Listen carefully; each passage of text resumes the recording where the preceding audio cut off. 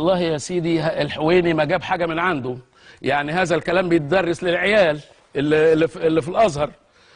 بس الكلام ده لما يبقى زمان عند نشر الاسلام، هو ده بقى اللي بيدرسوه للعيال دلوقتي. نشر الاسلام ما هو لما ماشي، انما النهارده لما بيدرسوه لهم الكلام ده دماغهم ما بتستحملش الحضاره، فبيقعدوا يتكلموا معانا بحكم الاموات بتوع زمان اللي من سنه 1000 سنه فاتت، ويقهرونا والا ما نبقاش مسلمين. زي ما قال لي دلوقتي طالما انا مش سني ابقى كافر، مع ان انا لا سني ولا شيعي ولا اي حاجه.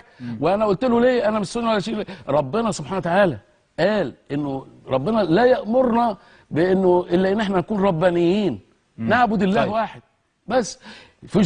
شوف كمان من ضمن اللي بيدرسوه للعيال بيقول وحيث جوزنا اكل ميته الادمي، يعني ممكن ياكل ادمي بس في حاله الاضطرار لا يجوز طبخها ولا شيها لما في ذلك من هتك حرمه. قال بعد ما هياكلوا بس ما يسلقوش ولا يشويه، ويتخالف في ذلك بين اكله نيئا وغيره. وله قتل مرتد، خلي بالك، وله قتل مرتد واكله وقتل تارك. ايوه، يعني يقتل بني ادم وياكله عشان جعان. لا ومش كده وبس، ده بيدرس عندنا في الازهر. بص يا سيدي، الازهر الشريف قطاع المعاهد الازهريه الاداره المركزيه للكتب والمكتبات والوسائل التعليميه الاقناع في حل الفاظ ابي شجاع للصف الثالث الثانوي، والكلام ده صفحه 256 السنه دي.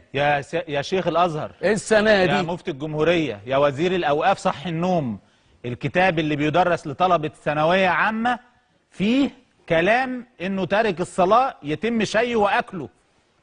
ايوه، قتله ثم شيه ثم اكله دون الرجوع للحاكم. دون الرجوع للحاكم، يعني ده يعني ارضيه خصبه لانشاء جماعات بالامر بالمعروف والنهي عن المنكر تعمل الكلام ده. بص يا سيدي، وله قتل الزاني المحصن والمحارب وتارك الصلاه ومن عليه قصاص وان لم يأذن الامام في القتل.